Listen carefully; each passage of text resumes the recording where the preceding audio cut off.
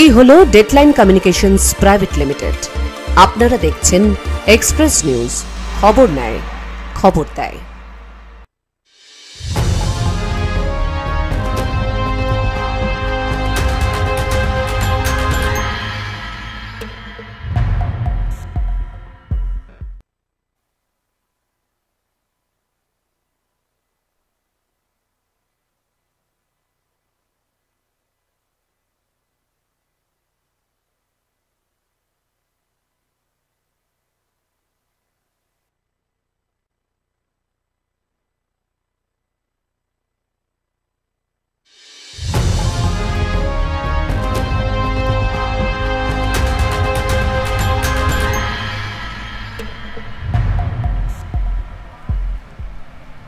নমস্কার, এক্সপ্রেস নিউজে আপনাদের স্বাগত। আমি দীপশিখা, শুরু করছি এক্সপ্রেস বাংলা। আজ আমার সাথে বিস্তারিত আলোচনায় আছে আমাদের ডেস্ক পার্সন বিপ্লব দা আলোচনায় আছে। চলুন আজকে আমাদের আলোচনা শুরু করি। চলো, আজকে প্রথমেই যে খবরের দিকে যাব, অবশেষে দাগি অযোগ্যদের তালিকা প্রকাশ করলো এসএসসি। গত বৃহস্পতিবার সুপ্রিম কোর্ট নির্দেশ দিয়েছিল দাগি অযোগ্য চাকরি প্রাপকদের নামের তালিকা 7 দিনের মধ্যে প্রকাশ করতে হবে কমিশনকে। সেই সময়সীমার মধ্যেই দাগি অযোগ্যদের তালিকা প্রকাশ করলো কমিশন। আদালতের বেঁধে দেওয়া সময়সীমার মধ্যেই শনিবার কমিশনের ওয়েবসাইটে তালিকা প্রকাশ করা হয়েছে। তালিকায় মোট 1804 জনের নাম প্রকাশ করা হলেও পরবর্তীতে আরো 2 জনের নাম যোগ করে মোট 1806 জনের নামের তালিকা প্রকাশ করা হয়। আগামী 7ই সেপ্টেম্বর এবং 14ই সেপ্টেম্বর এসএসসির নিয়োগ পরীক্ষা রয়েছে। সুপ্রিম কোর্টের বিচারপতি সঞ্জয় কুমার এবং বিচারপতি সতীশ চন্দ্র শর্মার বেঞ্চের নির্দেশ রয়েছে দাগি অযোগ্য প্রার্থীরা পরীক্ষায় বসতে পারবেন না। সবই তো হলো, কিন্তু দাগি অযোগ্যদের তালিকা প্রকাশ করার পরই হুলস্থুল কাণ্ড দক্ষিণ 24 পরগনায়। এসএসসির অযোগ্যদের প্রকাশিত তালিকায় উঠে এলো রাজপুর সোনারপুর পৌরসভার 18 নম্বর ওয়ার্ডের 3 বারের জয়ী কাউন্সিলর কুহেলি ঘোষের নাম। সত্যি কি তিনি অযোগ্য, না রাজনৈতিক ষড়যন্ত্র? উঠছে প্রশ্ন। তবে বিস্তারিত আলোচনার আগে দেখে নেব প্রতিবেদন। সুপ্রিম কোর্টের নির্দেশ, এবার অবৈধ বা ফেক তালিকায় উঠে এলো সোনারপুর রাজপুর পৌরসভার 18 নম্বর ওয়ার্ডের 3 বার তৃণমূল বিজয়ী কাউন্সিলর কুহেলি ঘোষের নাম। কুহেলি ঘোষ ছিলেন আগেই প্রাইমারি শিক্ষক। তারপর তিনি চাকরি থেকে রিজাইন দিয়ে সোনারপুর চৌহাটি হাই স্কুলে ইতিহাসের শিক্ষক হিসেবে নিয়োগ হয়েছিলেন। দীর্ঘদিন অবৈধ তালিকায় আদালত প্রকাশ করার নির্দেশ দিলেও কোনো সাড়া দেয়নি রাজ্য সরকার অথবা এসএসসি চেয়ারম্যান। অবশেষে সুপ্রিম কোর্টের কড়া নির্দেশ একটি তালিকা প্রকাশ করতে বাধ্য হলো। তাই তালিকায় 474 নম্বর সিরিয়াল নাম রয়েছে কুহেলি ঘোষের। শাসক দলের কাউন্সিলর বলেই কি চাকরি পেয়েছেন কুহেলি ঘোষ? ডিসেম্বরের পরে 2023-এর 2 জানুয়ারি হাইকোর্টে প্রথম কেস করি এবং কেস করার সাথে সাথে আমি কিন্তু আমার কেসের যে ব্রিফ করা হয়েছিল, আমার যিনি অ্যাডভোকেট ছিলেন শঙ্কর প্রসাদ দলপতি, আমার ব্রিফ চাইলে আপনারা দেখতেই পারেন। সেখানে পরিষ্কার উল্লেখ ছিল যে আমি আমি প্রাইমারি টিচার ছিলাম, আমি প্রাইমারিতে রেজিগনেশন দিয়ে আমি নতুন চাকরি 9-10-এ জয়েন করেছিলাম। আর দ্বিতীয়ত, যেহেতু সিবিআই লিস্টে নাম ছিল, আমি কিন্তু সিবিআই কে চ্যালেঞ্জ করেছিলাম যে আমি আমার নিজের যোগ্যতায় চাকরি পেয়েছি, সেখানে আমি কোনো দুর্নীতি করেছি কিনা বা কারোর কোনো টাকার বিনিময়ে চাকরি পেয়েছি কিনা সেটা আমাকে প্রমাণ করে দিন। কুহেলি ঘোষের বক্তব্য পরিষ্কার, কোনো বেনিয়মে তিনি চাকরি পাননি, সিবিআই প্রমাণ করতেও পারেননি। যেহেতু সিবিআই লিস্টে নাম ছিল, আমি কিন্তু সিবিআই কে চ্যালেঞ্জ করেছিলাম যে আমি আমার নিজের যোগ্যতায় চাকরি পেয়েছি, সেখানে আমি কোনো দুর্নীতি করেছি কিনা বা কারোর কোনো টাকার বিনিময়ে চাকরি পেয়েছি কিনা সেটা আমাকে প্রমাণ করে দিন। এসএসসি যে তালিকা প্রকাশ করেছে তাতে কুহেলি ঘোষের নাম সিরিয়াল 474 নম্বরে রয়েছে। তার স্পষ্ট জবাব, কোনো অবৈধ উপায় তিনি অবলম্বন করেননি। যথাযথভাবে পরীক্ষা দিয়ে এসএসসির প্রথম তালিকায় নাম তুলেছেন সম্পূর্ণ বৈধভাবে। সেই সাথে তার বৈধ যোগ্যতার নথি তুলে ধরেন। মাধ্যমিক এইচএস গ্র্যাজুয়েশন তারপর বিএড করলাম, এছাড়া প্রাইমারি করেছিলাম, ডিএলএডও আছে। সিবিআই অবৈধ প্রমাণ করতে পারেননি। যোগ্যতা থাকা সত্ত্বেও এসএসসি প্রকাশিত তালিকায় 474 নম্বর সিরিয়ালে তার নাম নতুন করে প্রশ্ন চিহ্নিত করতে শুরু করেছে। প্রকাশিত লিস্টে সচেতনতা নিয়ে কি প্রশ্ন চিহ্নিত থাকতে পারে? Bureau report, express news. প্রতিবেদন থেকে নিশ্চয়ই বুঝতে পারলেন কেন বললাম রাজনৈতিক ষড়যন্ত্রের কথা। তাও প্রসঙ্গটা আরো ভেঙে ব্যাখ্যা করে দিতে বলবো আমাদের ডেস্ক পার্সন বিপ্লব দাকে। একদম, দেখো প্রথমেই যেটা বলি, এর আগে যখন এই নামটা প্রথম আসে আর কি, সেই সময় কিন্তু একটা হুলুস্থুলুস কাণ্ড পড়েছিল। কেন, তিনি প্রশাসনের লোক, 3 বারের জয়ী কাউন্সিলর। সেই সময় প্রতিবেদন করতে আমাদের যাওয়া হয়েছিল সেখানে। তখন কিন্তু আমরা এই আজ যিনি যেইভাবে সরাসরি এরকম সামনে মিডিয়ার সামনে এসছে সেইভাবে কিন্তু আসেনি। তখন দরজায় গ্রিলে তালা চাবি দেখেছি আমরা। আর আজকে যিনি যখন সামনে আসছে, কারণ আজকে সামনে আসার বড় কারণটা কি জানো? বড় কারণটা হচ্ছে যে এসএসসি আজকে ওনার নাম্বারটা ঘোষণা করে দিয়েছে, একদম পরিষ্কার কথা, ওনার নামটা ঘোষণা করে দিয়েছে। এবং যখনই এসএসসি নামটা ঘোষণা করেছে তখন আর জায়গা নেই। কেন, বারবার সুপ্রিম কোর্ট লিস্ট চাইছিল, সেটা দিতে পারছিল না। আজকে যখন ঘোষণা করলে, এসএসসি কিন্তু এমনি এমনি করেনি, বাধ্য হয়ে স্যালেন্ডার করতে হয়েছে এসএসসিকে। সেই জায়গায় দাঁড়িয়ে এসএসসি যখন আজকে ঘোষণা করলো, এই ঘোষণার পরে যখন দেখা গেল যে এই রকম শাসক দলের একজন 3 বারের বিজয়ী কাউন্সিলর, যার নামটা আগে সিবিআই বারবার উঠাচ্ছিল, সেই নামটাই এসছে, তখন কিন্তু আর কিছু বলার নেই। সবচেয়ে বড় কথা, যোগ্যতা আছে। উনি যে ওনার মার্কশিট আমাদের আজকে সাংবাদিকদের বসিয়ে সবটা দেখেছে। কেন, দেওয়ালে পিঠ ঠেকে গেছে, কুহেলির আজকে দেওয়ালে পিঠ ঠেকে গেছে। কারণ যে সামাজিক সম্মান নিয়ে তিনি সমাজে ছিলেন, সমাজে আছেন, সেই জায়গাটায় কিন্তু ঘা লাগছে। দেখো, সবচেয়ে বড় কথা, তিনি মাধ্যমিক, উচ্চ মাধ্যমিকে যে নাম্বারটুকু দরকার সেটা তিনি নিয়েছেন। আজকে সাংবাদিকদের দেখিয়েছেন, আমাদের রেবতী সেই জায়গায় গিয়ে পুরোটাই দেখেছে। এমন তিনি কিন্তু বিএডও করেছিলেন, তিনি প্রাইমারি স্কুলের টিচার ছিলেন। সেই জায়গা থেকে অবসর নিয়ে তিনি একাদশ দ্বাদশ শ্রেণী এসেছিল। আজকে না এই যে ঘোষণা হলো, আজকে একটা লিস্ট নিয়ে কদিন ধরে যে জল্পনা চলছে, আসলে এটা কি সত্যি না এটা ফেক, আসলে কি হচ্ছে পুরোটাই কিন্তু একটা ধন্দে রয়েছে। শুধু কুহেলির কথা নয়, তোমাকে যদি বলি সিরিয়াল নম্বরে 1269 নম্বরে একজন নাম আছে, তার নাম হচ্ছে শম্পা ঘোষ। তিনি হচ্ছে পানিহাটির বিধায়ক নির্মল ঘোষের পুত্রবধূ। নৈহাটির স্কুলে পড়াতে তার নামও রয়েছে। তার মানে হিসাব করে বারবার দেখা যাচ্ছে তৃণমূলের সঙ্গে যারা জড়িত রয়েছে তাদের নামগুলোই কিন্তু এই লিস্টে আছে। আমার মনে হয় প্রতিবেদনটি যিনি করেছেন তার সঙ্গে একবার আমরা যদি কথা বলতে পারি। শুনতে পাচ্ছ রেবতী? দক্ষিণ 24 পরগনা থেকে রেবতী আমাদের সঙ্গে রয়েছে। তোমাকে এক্সপ্রেস অনলাইনে স্বাগত।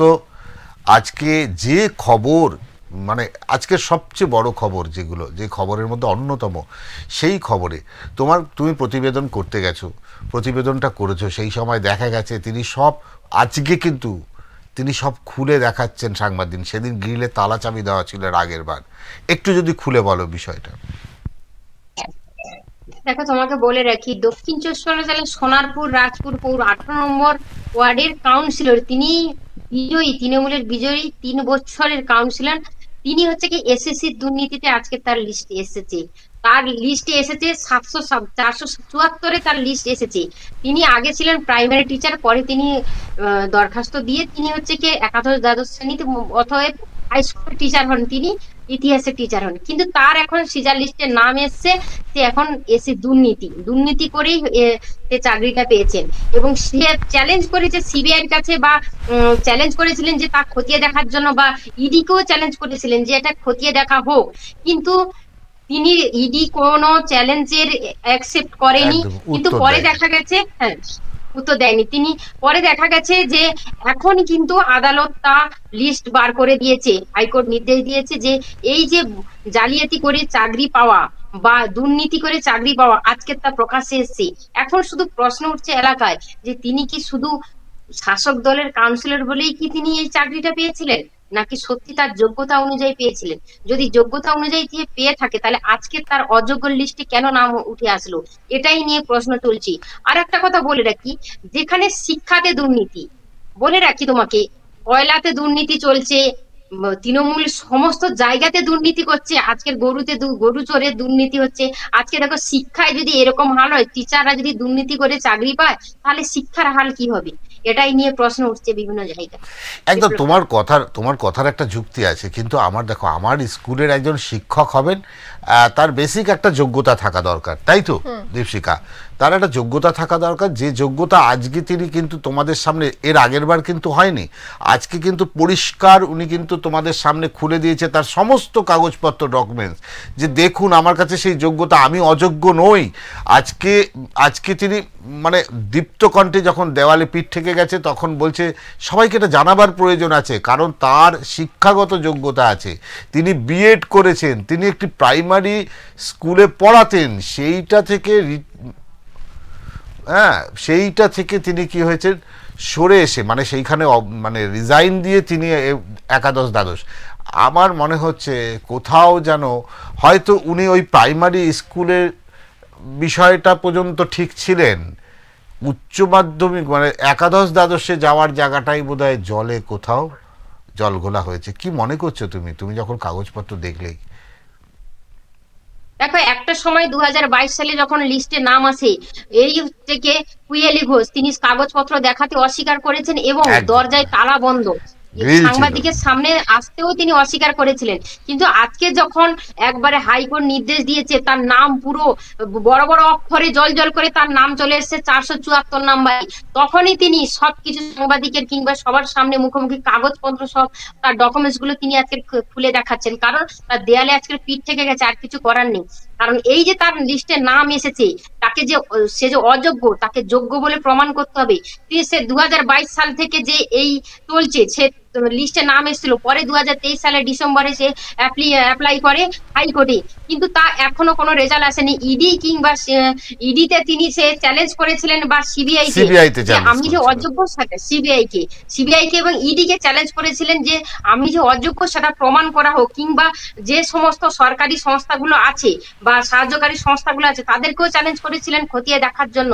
কিন্তু ইতিপূর্বে তার এখন যে লিস্ট, সরকারি লিস্ট তার বেরিয়ে এসছে, তা থেকে দেয়ালে পিঠ থেকে গেছে। তবে একটা কথা বলতে পারি, তিনি যেমন 3 বছর কাউন্সিলিং ছিলেন, ওই ওয়ার্ডের কাউন্সিলর ছিলেন এবং একজন শিক্ষিকা, এখন ইতিহাসের শিক্ষিকা। তবে এখানে একটা কোনো রহস্যের গন্ধ পাচ্ছে, সত্যি কি এখানে কোনো ক্ষমতা কাজ করছে, কোনো শাসক দলের কাজ করছে? কারণ উনি একজন হচ্ছেন শাসক দলের, উনি একজন শাসক দলের সদস্য, তাহলে কি সত্যি কি এখানে কোনো শাসক দল ওনার কাজ করছে? এই নিয়ে প্রশ্ন উঠছে। একদম। আসলে দক্ষিণ 24 পরগনায় তো এই নামটা লিস্টে পাওয়া গেছে। দক্ষিণ 24 পরগনায় কি আর কারো লিস্টে নাম এসছে? তোমার কাছে এরকম কোনো খবর আছে? দক্ষিণ 24 পরগনার বিভিন্ন জায়গা থেকে বিভিন্ন জনের নাম এসছে। এই মুহূর্তে যে নাম এসছে মোট 806 জনের নাম এসছে, তার মধ্যে কিছু কিছু আছে এই যে এসএসসি দুর্নীতিতে 1806 জনের নাম এসছে। এই 1806 জনের মধ্যে তার মধ্যে এই কুহেলি ঘোষের নাম একবারে দক্ষিণ 24 পরগনায় জলজল করছে। তা নিয়ে আজকে জল্পনা চলছে দক্ষিণ 24 পরগনা সোনারপুর পৌরসভার। উনি যে হাই স্কুলের টিচার ছিলেন, সেই হাই স্কুলের সোনারপুর চৌহাটি হাই স্কুলের উনি টিচার, সেই হাই স্কুলে আজকে রবরবা চলছে যে কিভাবে দুর্নীতি করে চাকরি পেয়েছেন, তাহলে তার শিক্ষাটা, তার মর্যাদাটা এখন কোন জায়গায়, সামাজিক শিক্ষাটা কোন জায়গায়? যদি দুর্নীতি করে চাকরি পায়, যদি শিক্ষা, তাহলে সে শিক্ষা কি করে দেবে ছাত্রছাত্রীদের? কি করে সমাজে কি করে সে শিক্ষা দিবে? সে তো নিজেই তো অশিক্ষিতের মতো চাকরি পেয়েছেন, কারণ তার যদি সত্যি যোগ্যতা থাকতো তাহলে আজকের অযোগ্য লিস্টে নাম আসতো না। অসংখ্য ধন্যবাদ তোমাকে রেবতী, সঙ্গে থাকার জন্য। দীপশিকা, যেটা বলবো সেটা হচ্ছে, দেখো আজকে উনি 3 বারের কাউন্সিলর, বিজয়ী কাউন্সিলর, শাসক দলের হতেই পারে। তারপরের কথা হচ্ছে ওনার মধ্যে শিক্ষা রয়েছে, উনি প্রাথমিক স্কুলে পড়িয়েছেন, ওনার বিএড করা আছে, যেটা দরকার আছে। বাংলায় একটা প্রচলিত কথা আছে যে অতি লোভে তাঁতি নষ্ট। উনি প্রাইমারি স্কুলে পড়াচ্ছিলেন, সেই পর্যন্ত বোধহয় ঠিক ছিল। তারপরে এই রেজিগনেশন দিয়ে যখন এইখানে আসলেন, মানে একাদশ দ্বাদশ শ্রেণীর ইতিহাসের শিক্ষকের পদের জন্য, সেইখানে মনে হচ্ছে কোথাও একটা গন্ডগোল হয়ে গেছে। আর এই গন্ডগোলের জন্যই কিন্তু এই আজকে তার এই সমস্যা। তবে আজকে যেটা হচ্ছে যে তার একটা সামাজিক পরিচয় আছে, সবচেয়ে বড় কথা তিনি একটা পরিচয় বহন করছে। এক তো কাউন্সিলর, দ্বিতীয় হচ্ছে শিক্ষক হিসাবে যে জায়গায় তিনি শিক্ষকতা করেন তার বাড়ি থেকে খুব একটা দূরে নয়, সেই জায়গায় তার এলাকার মধ্যে তার সামাজিক সম্মান কিন্তু একটা নষ্ট হবে। এবং তার থেকেও বড় কথা, সম্মান নষ্ট হওয়ার পাশাপাশি যেটা আরও ভীষণভাবে নষ্ট হবে যে তিনি একজন শাসক দলের কাউন্সিলর। এই জায়গায় দাঁড়িয়ে আগামী দিনে যদি কোনো দুর্ঘটনা ঘটে, আমি বলছি না আজকে যাদের যাদের নাম বেরিয়েছে তারা তো তাদের যদি যোগ্য হয়, সেইখানে এসএসসির এই রকম যোগ্য প্রার্থীদেরও তো বাদ দিতে নাম এসছে, সেক্ষেত্রে হয়তো নেতা মন্ত্রীদের ছেলের বউ বা ছেলে এরম যারা পেয়েছে তাদের হয়তো কষ্ট হবে না বিকল্প রোজগারের, কিন্তু এই সমস্ত শিক্ষিত মানুষদের কিন্তু খুব কষ্ট হবে। একেবারেই। আমরা পরবর্তী যে খবরের দিকে নজর রাখবো সেটাও এই যোগ্য অযোগ্যদের তালিকা প্রকাশকে কেন্দ্র করে, কিন্তু এবার আর দক্ষিণ 24 পরগনা নয়, এবার কথা বলবো মালদাকে নিয়ে। মালদা তৃণমূলের জেলা পরিষদ সদস্যার স্বামীর নাম রয়েছে অযোগ্য দাগি শিক্ষকের তালিকায়। কে এই শিক্ষক? এনার নাম শামসুদ্দিন আহমেদ। ইনি রাজ্যের মন্ত্রী সাবিনা ইয়াসমিনের ঘনিষ্ঠ। অযোগ্যদের তালিকায় নাম আসার পরেই কটাক্ষ করতে ছাড়েনি কিন্তু বিরোধী দল। বিজেপির কটাক্ষ, দলের প্রভাব খাটিয়ে চাকরি পেয়েছেন এই তৃণমূল নেতা। অবশ্য নাম আসার পরেই গা ঝাড়া মন্তব্য করেছেন তৃণমূল নেতৃত্বরা। তাদের দাবি, সুপ্রিম কোর্টের রায়ে অযোগ্য তালিকা প্রকাশ করেছে রাজ্য, এখানে দলের কোনো ব্যাপার নেই। অর্থাৎ নাম আসতেই মাথা থেকে দলের হাত ভ্যানিশ।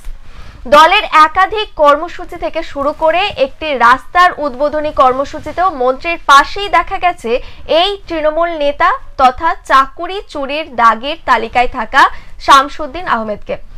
তার স্ত্রী সারিকা খাতুন আবার মালদা জেলা পরিষদের তৃণমূলের সদস্য। যদিও এই বিষয়ে তিনি বা তার স্ত্রী সংবাদ মাধ্যমের সামনে কিছু বলতে চাননি। শুধু তাই না, মালদার আরও একটি খবর আমাদের সামনে এসেছে। এই অযোগ্য শিক্ষক শিক্ষিকাদের তালিকায় রয়েছে মালদার কালিয়াচকের জালালপুর এলাকার বাসিন্দা আজাদ আলী মির্জার। তিনি মালদার চাচলের খরবা এগ্রিল হাই স্কুলে চাকরি করতেন। অযোগ্যদের তালিকায় নাম রয়েছে তারও। রবিবার সকাল থেকে তার সাথে বারবার যোগাযোগের চেষ্টা করা হলেও সম্ভব হয়নি। বাড়িতে গিয়ে দেখা যায় তার বাড়ি তালাবন্ধ। অর্থাৎ আগে দক্ষিণ 24 পরগনা জেলার যে খবর আমরা দেখেছিলাম যে 2011 সালে এই কাউন্সিলরই বাড়িতে তালা বন্ধ করে চলে গিয়েছিলেন এবং এখানেও সেম ঘটনার পুনরাবৃত্তি মালদা জেলায় এবার বাড়িতে গিয়ে দেখা গেল বাড়ি তালা বন্ধ। এ বিষয়ে রবিবার দুপুর 12টা নাগাদ স্থানীয় জালালপুর গ্রাম পঞ্চায়েতের প্রধান আব্দুল বারেক অবশ্য বলেন, আজাদ আলী মির্জা খুব ভালো ছেলে, চাকরি বাদ হয়েছে নিয়ম অনুযায়ী, এখানে কিছু বলার নেই। তো আমরা বারবার যেটা দেখছি যে এই চাকরি বাদের যে তালিকা, সেই তালিকা সামনে আসার পর থেকেই যেটা সব থেকে বড় বা যেটা সব সময় খবরের শিরোনামে আসছে শাসক দলের নাম, শাসক দলের কথা। এই আমরা কিছুক্ষণ আগেই আলোচনা করলাম দক্ষিণ 24 পরগনার কাউন্সিলরকে নিয়ে, যিনি তিনবারের শাসক দলের অর্থাৎ তৃণমূলের কাউন্সিলর। আবারও যার নাম আমরা বললাম তিনিও তৃণমূলের একদম রাজ্যের মন্ত্রীর ঘনিষ্ঠ। এই প্রসঙ্গে কি বলবে বিপ্লব দা? অ্যাকচুয়ালি দেখো আজকে যেটা হয়েছে আমি বুঝতে মানে আমাদের কেন সবারই বুঝতে খুব অসুবিধা হচ্ছে, বাংলার মানুষের খুব বুঝতে অসুবিধা হচ্ছে, কারণ বাংলার একটা সরকার চলছে যেই সরকার বলে মানুষের সরকার, মেহনতি মানুষের সরকার, খেটে খাওয়া মানুষের সরকার, মা বোনেদের সরকার। সেই সরকার তার মহৎ মহৎ পরিকল্পনা আছে, একাধিক পরিকল্পনা যে যাতে উপকৃত হচ্ছে গ্রাম বাংলার মানুষ। বিপ্লব দা, আমি আপনাকে একবার জাস্ট থামিয়ে জিজ্ঞাসা করতে চাই যে আপনি যে বললেন না যে বাংলার সরকার এবং তারা মেহনতি মানুষের সরকার, তারা কি মেহনতি মানুষের ফলাফল এভাবেই দেয়? এবার এই প্রসঙ্গেই আসছি। দেখো সরকার একটা দল চালাচ্ছে, কিন্তু সরকার ভুলে গেছে যে সরকার যখন চালায় তখন সেটা দল থাকে না, সেটা সরকারের অংশ।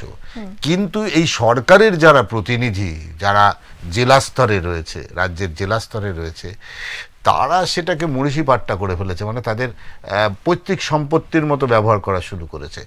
এবং সবচেয়ে বড় কথা, আজকে দলের এই যে ভাবমূর্তি নষ্ট হওয়ার পেছনে এই লোকগুলো কিন্তু জড়িত আছে ভীষণ রকম ভাবে। দেখো, যদি যোগ্যতা থাকে, আজকে অন্তত এই যে ভদ্রমহিলার নামটা জড়িয়ে আসছে, মানে তার স্ত্রী আর কি, তিনি একটি তৃণমূলের যোগ্য পদে রয়েছে এবং তাকে বিভিন্ন মঞ্চে এই যে ছবিতে দেখাও যাচ্ছে। পরিষ্কার একটা কথা কোথাও মনে হচ্ছে যে কোথাও উদ্দেশ্য প্রণোদিতভাবে তৃণমূলের বেনজল এর মধ্যে ঢুকে গেছে। যোগ্য মানুষ ঢুকতো আমাদের কোনো, কিন্তু কিছু বেনজল ঢুকেছে। এবং এর থেকে এসএসসি এই ঘোষণাটা কিন্তু সুপ্রিম কোর্ট করেনি, এই ঘোষণাটা করেছে কিন্তু সুপ্রিম কোর্ট। এ বিষয়ে আরও বলবো, আমার মনে হয় একটু আমরা যদি প্রতিনিধিদের সঙ্গে কথা বলতে পারি, আমাদের যিনি প্রতিনিধি ওই জেলার আছে তিনি আরও বিশেষভাবে বলতে পারবে। শানু, শুনতে পাচ্ছ তুমি? শানু, তোমার জেলায় তো একদম মানে সবচেয়ে বড় খবর, একদম বলা যায় দুজনের চাকরি একদম শিখেই ঝুলছে, বলবো না, চলেই গেছে বলতে গেলে। আগামী দিনে এসএসসি পরীক্ষা হলে তারা বসতে পারবে না। অনিশ্চিত ভবিষ্যৎ, নাকি না দল থেকে যা রোজগার করেছে তাতেই চলে যাবে, এটা উপরি পাওনা ছিল। বিপ্লবদা, তোমায় জানিয়ে রাখো, অবশেষে শিক্ষক নিয়োগ দুর্নীতি মামলায় সুপ্রিম কোর্টের নির্দেশ মতো অযোগ্য শিক্ষকদের তালিকা প্রকাশ করলো এসএসসি স্কুল সার্ভিস কমিশন। আর দেখো, গতকাল রাত 8টা নাগাদ সেই তালিকা প্রকাশ করেছে এসএসসি। আর দেখো, সেই তালিকায় দেখা গেছে বহু প্রভাবশালী ব্যক্তির নাম। আর কমিশনের তরফে জানানো হয়েছে 1804 জনের নাম প্রকাশ করা হয়েছে।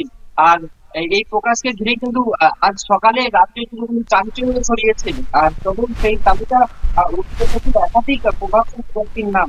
আর যেখানে খামতি নেই মালদাতেও, আর মালদাতে একাধিক তৃণমূল নেতার ঘনিষ্ঠদের নাম উঠে এসছে। আর এই ঘটনাকে ঘিরে ফের অস্তিত্বে পড়েছে শাসক দল তৃণমূল। দেখো, প্রথমেই সামনে এসেছে মালদা জেলার শামসুদ্দিনের নাম।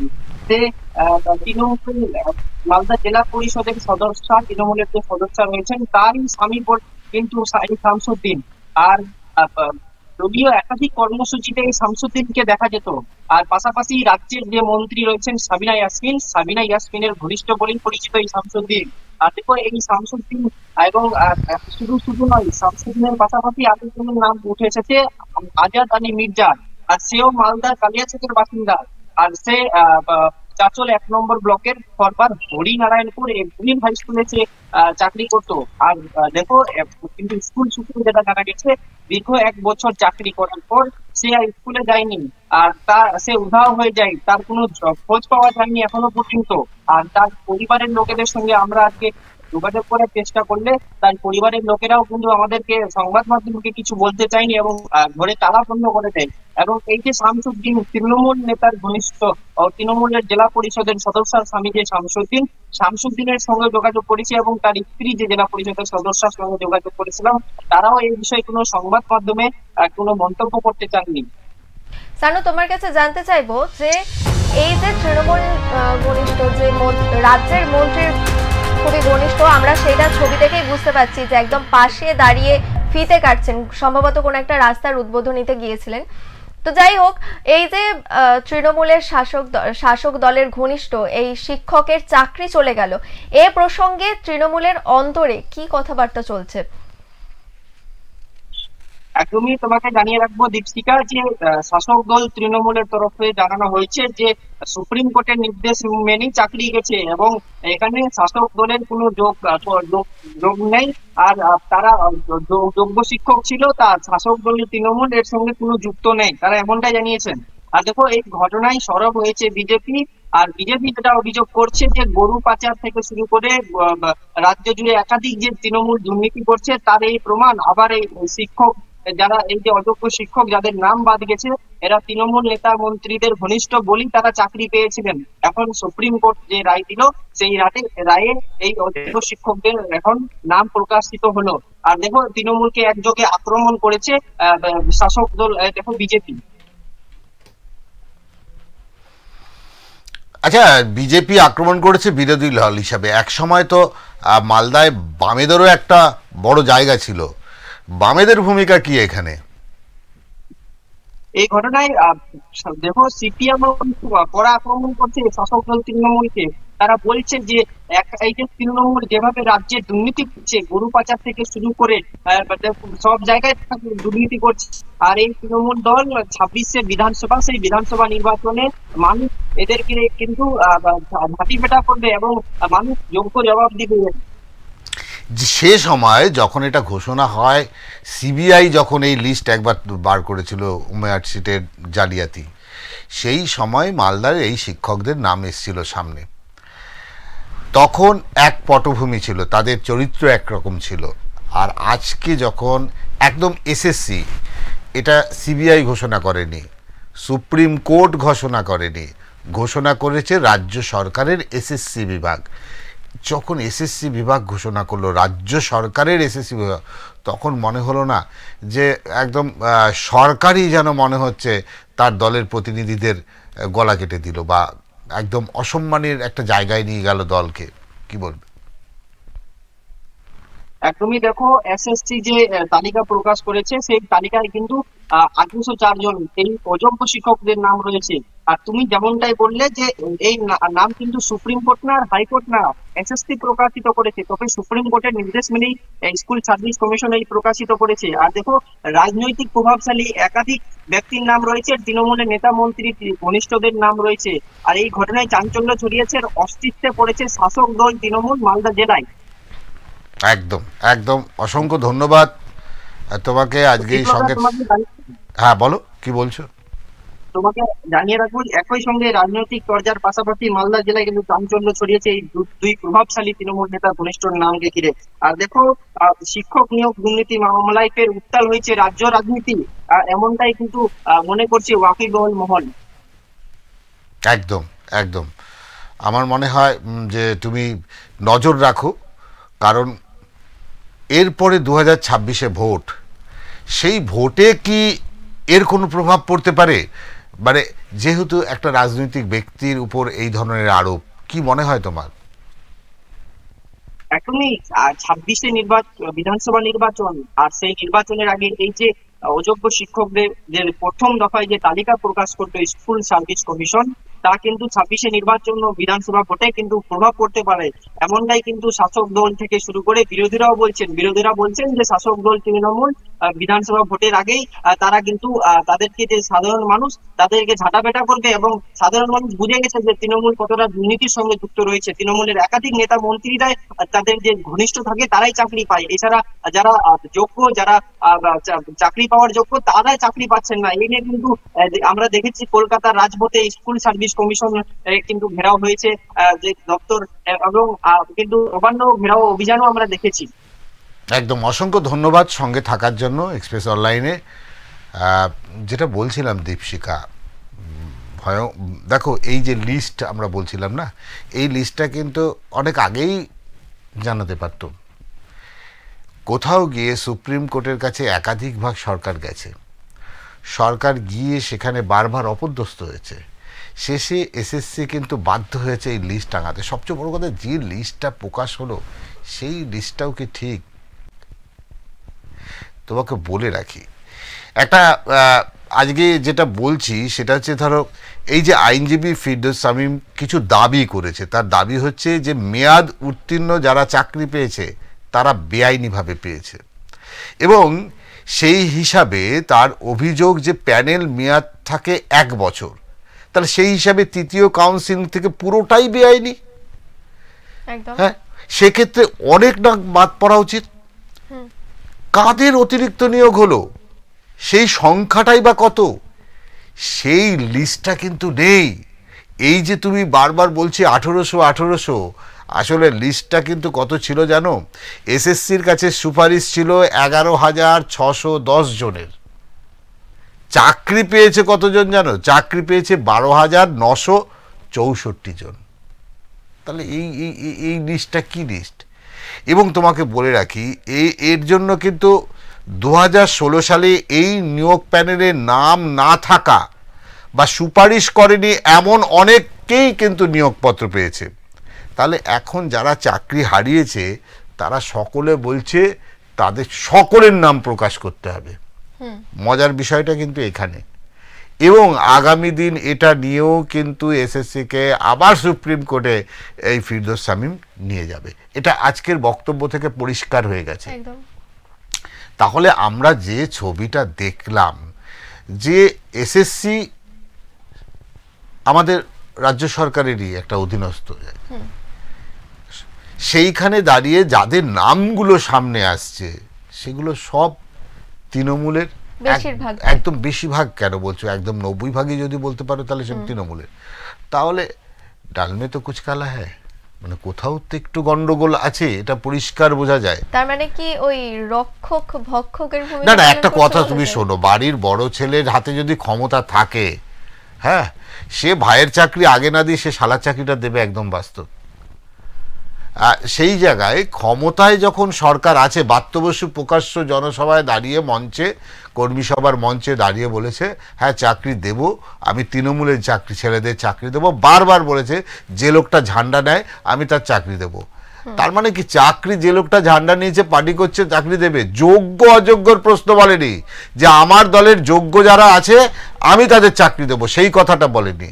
সুতরাং আগামী দিনের শিক্ষা, ও যে বারবার আমাদের সাংবাদিকরা একটা কথাই বলছিল যে আমার দেশে এই মুহূর্তে বাংলার যা অবস্থা, যদি তুমি দেখো শিক্ষাক্ষেত্রে এই রকম একটা অবস্থা, 26,000 শিক্ষক আজ অনিশ্চিত একটা, এবার এদের পরীক্ষা দেবে, এর মধ্যে বাতিল হওয়ার পরে বাকিরা পরীক্ষা দেবে, তারপর সেখান থেকে চাকরি পাবে।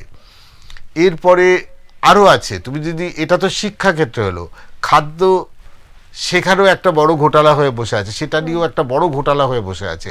মানে এবার তুমি যদি দেখো যেদিকে তাকাবে সেদিকেই কিন্তু তোমার চোখে ধরা পড়বে দুর্নীতি আর দুর্নীতি।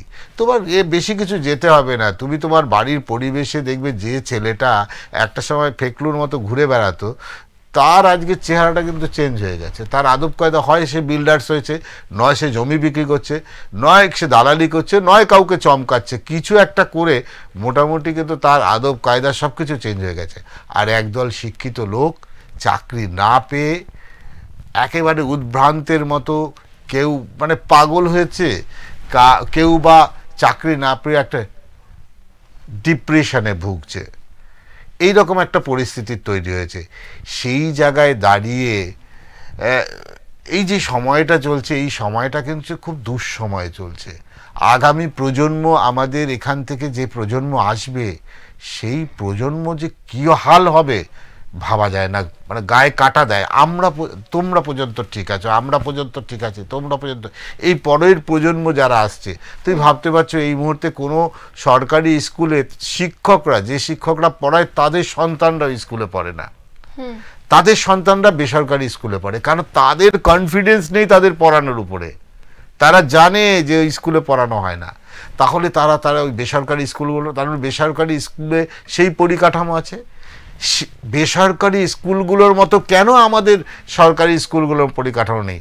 আমরা এখানে জামা দিচ্ছি, প্যান্ট দিচ্ছি, ব্যাচ দিচ্ছি, মানে এখানে বিশ্ব বাংলার লোগো লাগাতে হবে, হ্যাঁ, জুতো দিচ্ছি, ল্যাপটপ দিচ্ছি, খাবার দিচ্ছি, তারপরে আমাদের পড়াশোনার মানে আসলে কোথাও একটা গলদ আছে। সেই গলদটা হচ্ছে যে শিক্ষকরা পড়াবে তাদের পড়ানোর প্রতি দায়বদ্ধতা, আমি তোমাকে একদম পরিষ্কার বলছি, দায়বদ্ধতা, তার সেই কাজের প্রতি।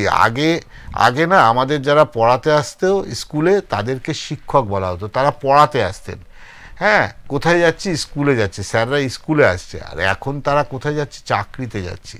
এখনকার শিক্ষকরা চাকরিতে যায়, তারা ওই নিয়ম মেনে স্কুলে যায়, নিয়ম মেনে স্কুল থেকে আসে, বলে পরের ছেলে সে পড়লো না পড়লো, ফেল তো আর নেই, পাশ করিয়ে দিলেই হলো। তাহলে শিক্ষা ব্যবস্থা যদি পাশ ফেলটাও না থাকে, কোথায় গিয়ে ঠেকে? আর এই নিয়ে বিতর্ক চলবে, বিতর্ক আরও চলতে থাকবে, নজর তো আমাদের থাকবেই। আমরা পরবর্তী খবরে যাব, আপনাদের মতামত ভীষণ জরুরি, কারণ আমাদের যে লাইফলাইন নাম্বারটা আছে, এটাই ফোন করতে গেলে কোনো পয়সা লাগে না, আপনারা একবার ফোন করতেই পারেন। দেখুন স্ক্রিনে নাম্বারটা চলছে, সেই স্ক্রিনের নাম্বার অনুযায়ী আপনারা ফোন করুন। আমরা পরবর্তী খবরে যাব। আমরা এবার একটু ভিন্ন খবরের দিকে যাব, যে খবরটা শুনলে আপনি হয়তো বিস্মিত হবেন। একটি সেগুন গাছের দাম জানেন? প্রাপ্তবয়স্ক একটি সেগুন গাছের দাম প্রায় 26,000 থেকে 32,000 টাকা। সেগুন গাছের উপকারিতা বলার অপেক্ষা রাখে না আশা করি।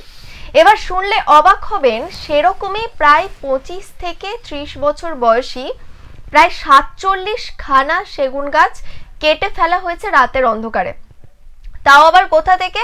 স্কুলের চত্বর থেকে। স্কুলের গাছ, স্কুলের সরকারি জায়গায় লাগানো গাছ, সেই গাছ রাতের অন্ধকারে রাতারাতি কেটে ফেলা হলো।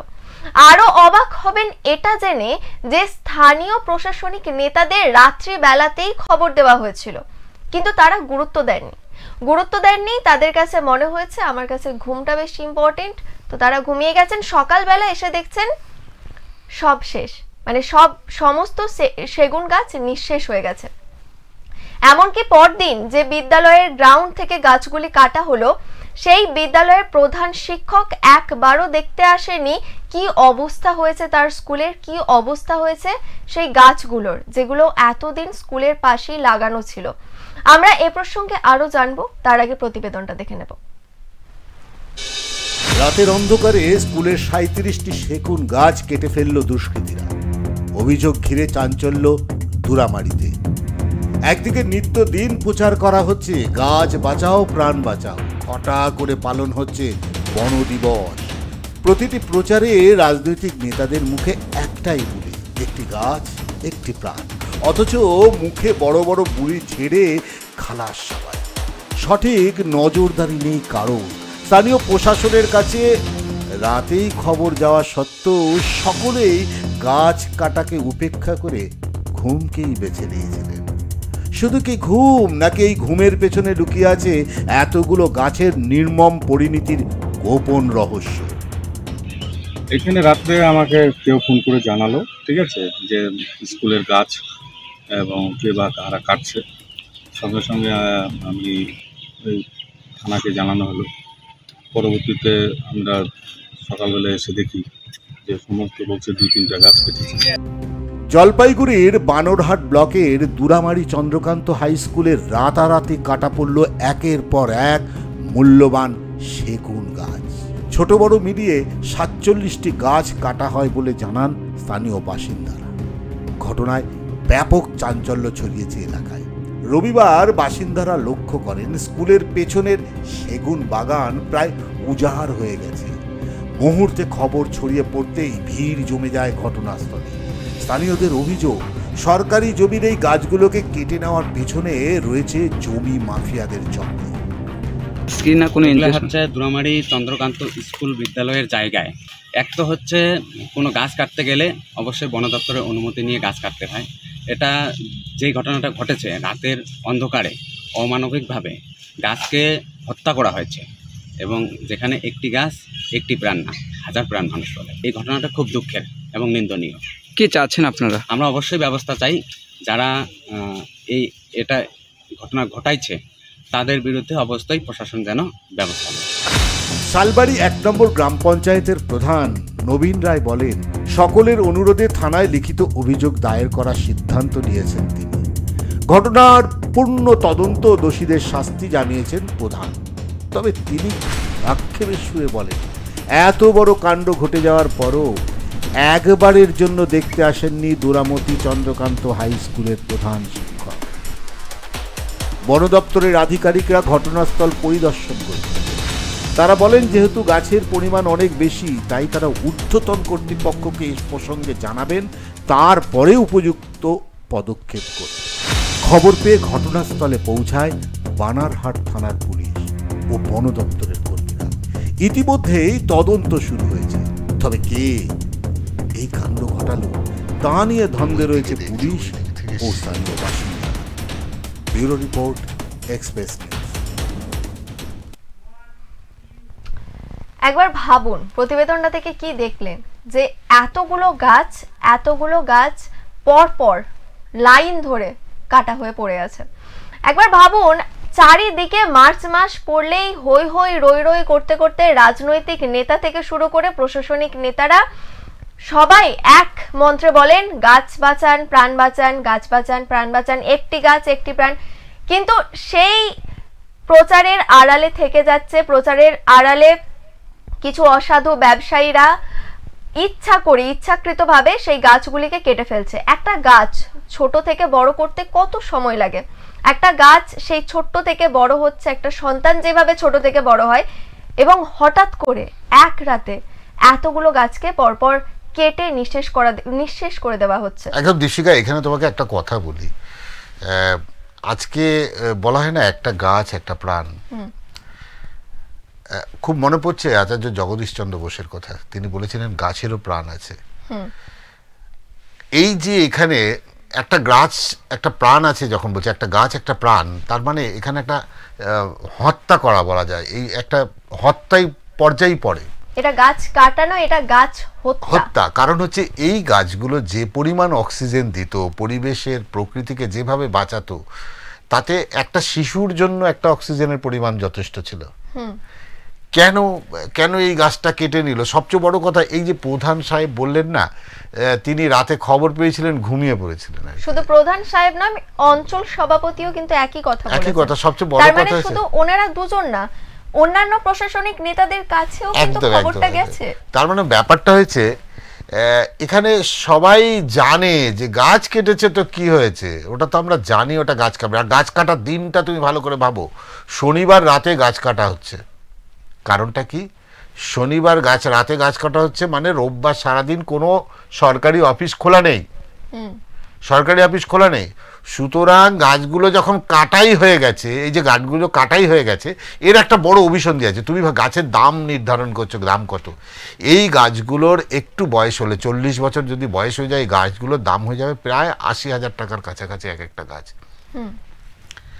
এই গাছগুলোর দাম যেমন হবে, কিন্তু এদের কাছে সেই দামটাও বড় কথা নয়, কারণ যেভাবে গাছগুলোকে কেটেছে সে দামটাও হয়তো খুব একটা পাওয়া যাবে না। তার থেকেও বড় কথা, এখানে অন্য কোনো পরিকল্পনা চলছে। পরিকল্পনা কি চলছে? স্কুলের মাঠের ওপাশটা ফাঁকা করে দিতে হবে, কারণ এখানে কোনো কনস্ট্রাকশনের কাজ হবে আগামী দিন, নগর উন্নয়ন হবে। আর যখন থেকে এই নগর উন্নয়ন হওয়া শুরু হয় না, তখন থেকে সভ্যতা শেষ হতে শুরু করে। আজকে তুমি এবার আমরা এটা দেখলাম, এবার তোমাকে মনে হচ্ছে আরেকটি খবরের দিকে তোমাকে একটু নজর দিয়ে, আজকে যে খবরটা ভীষণভাবে আমাকে এসে করেছে, এই ভরা বর্ষায় নদী থেকে বালি তোলা হচ্ছে। এই ছবিটা আজকে কিন্তু ঝাড়গ্রামে ধরা পড়েছে। যদি একবার প্রথমে এই প্রতিবেদনটা ধরে নিতে পারি তাহলে খুব ভালো হবে। অবৈধ বালি উত্তোলন নিয়ে মুখ্যমন্ত্রীর একাধিক সতর্ক বার্তার পরও ঝাড়গ্রামে দৌরাত্ম্য অব্যাহত। লালগড় থানার ধামরো এলাকার বালি খাদানে অভিযান চালালো পুলিশ ও ভূমি দপ্তরের আধিকারিকরা। এদিনের অভিযানে গ্রেপ্তার করা হয় বালি খাদানের মালিক বিধান পাত্রকে। জেলা প্রশাসন সূত্রে জানা গেছে, বর্ষাকালে নদীগর্ভ থেকে বালি তোলার উপর সরকারিভাবে নিষেধাজ্ঞা জারি রয়েছে। তবে প্রশাসনের কড়া নজরদারি থাকা সত্ত্বেও ওই এলাকায় নিয়ম বহির্ভূত বালি তোলার অভিযোগ হচ্ছিল। অভিযোগের ভিত্তিতেই এদিনের অভিযান। ভূমি দপ্তরের বিএলআরও আধিকারিকদের অভিযোগের ভিত্তিতে পুলিশ বালি ও খাদানে হানা দেয়। সেখানে গিয়ে দেখা যায় নিষিদ্ধ সময়ে অবৈধভাবে নদীর গর্ভ থেকে বালি উত্তোলন হচ্ছে। প্রশাসন সূত্রে খবর, অভিযানে আটক করা হয়েছে বালি তোলার জন্য ব্যবহৃত একাধিক ভারী সরঞ্জাম, লরি ও অন্যান্য জিনিসপত্র। গ্রেপ্তার হওয়া খাদান মালিক বিধান পাত্রকে এদিন লালগড় থানার পুলিশ আদালতে পেশ করে। Bureau report, express news. ভাবো, মানে সরকার থেকে নিষেধাজ্ঞা আছে, একদম সতর্কতা করা আছে, এই ভরা বর্ষায় নদী থেকে বালি তোলা যাবে না। কারণ নদী থেকে যদি বালি তোলো এই ভরা বর্ষায়, তাহলে জলের গতিপথ পরিবর্তন হয়ে যাবে। যেখান থেকে বালি তুলছো, জলটা এসে তো সেখান থেকে মুভ করা, মানে তার গতিটা অন্যদিকে ঘুরে যাবে, আর সেখানে কিন্তু সমস্যা তৈরি হবে। তাহলে সরকারের নিষেধাজ্ঞা এরা মানছে না, দেদার বালি তুলছে। হঠাৎ করে পুলিশ আজকে চলে গেল, অদ্ভুত। আমাদের আজকে এই খবরটা যিনি করেছে, আমাদের সঙ্গে যিনি প্রতিনিধি রয়েছে, আমরা একটু শঙ্কর বারিকের সঙ্গে কথা বলার চেষ্টা করব। শুনতে পাচ্ছ? হ্যাঁ, শুনতে পাচ্ছি। আজকে যে খবর তুমি আমাদের শিরোনামে নিয়ে এসছো, সেটা হচ্ছে এই যে ঝাড়গ্রামের নদী, কোন নদী থেকে এই বালিটা তোলা হচ্ছে, একটু প্রথমে যদি বলো তাহলে একটু পরিষ্কার হয়। একদমই। দেখো বিপ্লবদা, তোমাকে প্রথমেই বলি কিন্তু এই অবৈধ বালি খাদানে প্রশাসনের কঠোর অভিযান, আর তাতেই কিন্তু গ্রেপ্তার খাদান মালিক যার নাম বিধান পাত্র, এই নিয়ে কিন্তু রীতিমতো গ্রামীণ চাঞ্চল্য ছড়িয়েছে। মুখ্যমন্ত্রী কড়া নির্দেশের পর কিন্তু ঝাড়গ্রামে একের পর এক অবৈধ যে বালি খাদান রয়েছে সেখানে প্রশাসনের নজরদারি বাড়ছে। ইতিমধ্যে শনিবার কিন্তু লালগড় থানার ধামরো এলাকায় কংসাবতী নদী থেকে বেআইনিভাবে বালি উত্তোলনের অভিযোগ পেয়ে পুলিশ ও ভূমি দপ্তর কিন্তু যৌথভাবে সেখানে অভিযান চালায়। তারপর কিন্তু গ্রেপ্তার হয় খাদান মালিক। এই যিনি খাদান মালিক তার নাম কিন্তু বিধান পাত্র। সূত্রের খবর, দেখো প্রশাসনের কাছে বেশ কয়েকদিন ধরেই কিন্তু অভিযোগ আসছিল যে এই ধামরো এলাকায় অবৈধভাবে নদী গর্ভে জেসিবি মেশিন নামিয়ে বালি তোলা হচ্ছে। যদিও বর্ষাকালে কিন্তু নিয়ম অনুযায়ী নদীর গর্ভ থেকে বালি তোলা সম্পূর্ণ নিষিদ্ধ রয়েছে। কেবলমাত্র অনুমোদিত স্টকের বালি সিও নিয়ে বিক্রি করার নিয়ম আছে, কিন্তু তা না মেনে সরকারি নদী থেকে বালিতে ট্রাক ভর্তি করে পাচার করা হচ্ছিল। অভিযানের দিন খবর পেয়ে কিন্তু লালগড় থানার পুলিশ ও ভূমি দপ্তরের আধিকারিকরা ঘটনাস্থলে পৌঁছে যান। থানা দিয়ে আটক করা হয় বালি তোলার ব্যবহৃত জেসিবি মেশিন, বেশ কয়েকটি ডাম্পার ও অন্যান্য সরঞ্জাম। ইতিমধ্যেই পুলিশ সূত্রে যেটা জানা গেছে বিপ্লব দাস, ধৃত বিধান পাত্রকে আজ অর্থাৎ রবিবার ঝাড়গ্রাম আদালতে তোলা হয়। এদিকে জেলা প্রশাসনে আমরা জানতে পারছি জেলা প্রশাসনিক আধিকারিক যারা আছেন তারা জানিয়েছেন যে বর্ষার সময় নদী থেকে বালি তোলা আইনত অপরাধ। এই ধরনের কাজে জড়িতদের কাউকে ছাড় দেওয়া হবে না। অবৈধ বালি খাদানের নিয়মিত কিন্তু এই অভিযান চলবে বলে জানিয়েছেন কিন্তু প্রশাসনিক আধিকারিক যারা রয়েছেন। একদম, যেটা কথা হচ্ছে যে বালি খাদানের নিয়ন্ত্রণ, মানে বালি খাদানের নিয়ন্ত্রণ করে হচ্ছে ভূমি রাজস্ব দপ্তর। মনে হচ্ছে না যে কোথাও যেন এই প্রশাসন, আমি প্রশাসন বলতে পুলিশকে বলছি, পুলিশ আজকে বাধ্য হয়েছে ভূমি রাজস্ব দপ্তর অভিযানে থাকায়, তাই নয় কি? একদমই বিপ্লবদা, তোমাকে যেটা বলি, অন্যদিকে কিন্তু বেশ কয়েকদিন আগেও কিন্তু এরকম ঘটনা দেখা গিয়েছে, যার জন্য গ্রামবাসীরা ক্ষোভ প্রকাশ করছিলেন। তার জন্য কিন্তু ভূমি দপ্তর এবং পুলিশ প্রশাসন সজাগ, যাতে কোনো রকম কিন্তু এই ধরনের অবৈধ জিনিস কিছু বালি কিংবা সেটা যাই হোক না কেন কোনো রকম কিছু না, অবৈধ জিনিস না হয়। গ্রামবাসীদের অভিযোগ ছিল যে পাচার বন্ধ করতে হবে বা উল্টে বিক্ষোভ যারা বালি তুলছেন তাদের বিরুদ্ধে কঠোর ব্যবস্থা নিতে হবে। এখানে কিন্তু এখন দেখা যাচ্ছে যে পুলিশ তৎপর হয়ে যেখানে অবৈধভাবে বালি চলছিল সেখানে পুলিশ হানা দেয় এবং রীতিমধ্যে এই কিন্তু আজ গতকাল অর্থাৎ শনিবার একজনকে গ্রেপ্তার করে পুলিশ। অসংখ্য ধন্যবাদ তোমাকে সঙ্গে থাকার জন্য। সত্যি কথা তোমায় বলি, এই যে বালি তোলার ব্যাপারে তুমি দেখবে এই ছবিটা যখন আমরা দেখছিলাম না, তখন আমার খুব হাসি পাচ্ছিল, কারণ আমাদের সাংবাদিক যখন এই ছবিটা তুলছিল তখন এ ক্যাজুয়ালি মানে সে বাধা দিচ্ছিল যে ক্যামেরাটা বন্ধ করো। আসলে এ সবাইকে কিনে ফেলেছে। তুমি থানার ভেতরে যদি একে যখন পুলিশ লকআপে নিয়ে যাওয়া হয়েছিল, পুলিশের কোর্টে নিয়ে যাওয়া হয়েছিল, সেইখানে যদি থানার ভেতরের ছবিটা দেখো, পুলিশের সাথে সাবলীল লোক খুব সাবলীলভাবে কথা বলছে, যেন তার ওর খুব কাছের লোক। এবং পুলিশগুলো একদম তুমি যদি ভালো করে দেখো, একদম পুলিশগুলোর বিহেভগুলো আমরা সেই সময় দেখেছি, পুলিশগুলো একজন যেন গায়ে পড়ে তার সঙ্গে মেলামেশা করছে। সে একটা আসামি, সে একটা প্রকৃতি থেকে সম্পদ তুলে নিচ্ছে বেআইনিভাবে। পুলিশের ব্যাপার হচ্ছে আসামি যেন এরকম আকসার আসে যায়। দেখো কত সুন্দর, তুমি যদি ছবিটা দেখো মনে হচ্ছে যেন জামাই, পুলিশ ওর হাতে একটা টুপি রয়েছে, পুলিশের টুপি, ওই দেখো পুলিশের টুপিটা রয়েছে ওর হাতে। হ্যাঁ, মানে পুলিশ কতটা, মানে এই জায়গাটাই বলছে পুলিশের টুপিটাও হাতে করে তুলে বলছে স্যার এই টুপি। হ্যাঁ, তার মানে পুলিশের টুপি তো তার নিজের দায়িত্বে থাকবে, মাথাটা তো তার নিজের দায়িত্বে থাকবে। তাও পুলিশ মাথা বিক্রি করে দিয়েছে বলাই যেতে পারে। আমরা সত্যি কথা বলতে, আমরা আজকে যেই খবরগুলো আপনাদের সামনে তুলে ধরলাম, সেই খবরগুলোর মধ্যে কিন্তু সবকটি খবরের মধ্যে আজকে শিরোনাম খবর ছিল এগুলো। যদিও ঘটনাগুলো কিছু ঘটনা কালকের ছিল, কালকের থেকে আমরা জানেন ঘটনার আরও আপডেট নিয়ে আমরা আসি। আচ্ছা, আজ সারাদিনে যে আপডেট থাকে সেই আপডেট নিয়ে আমরা আজকে আপনাদের খবরের দিকে আসি। তো আজকের এক্সপ্রেস অনলাইন এই পর্যন্তই। চোখ রাখুন এক্সপ্রেস নিউজের পর্দায়। এক্সপ্রেস নিউজ, খবর নেয়, খবর দেয়। নমস্কার।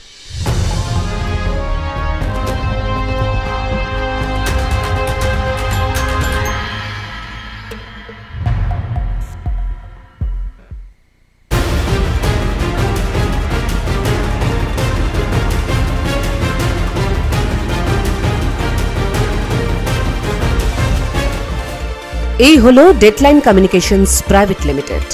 আপনারা দেখছেন এক্সপ্রেস নিউজ, খবর নেয়, খবর দেয়।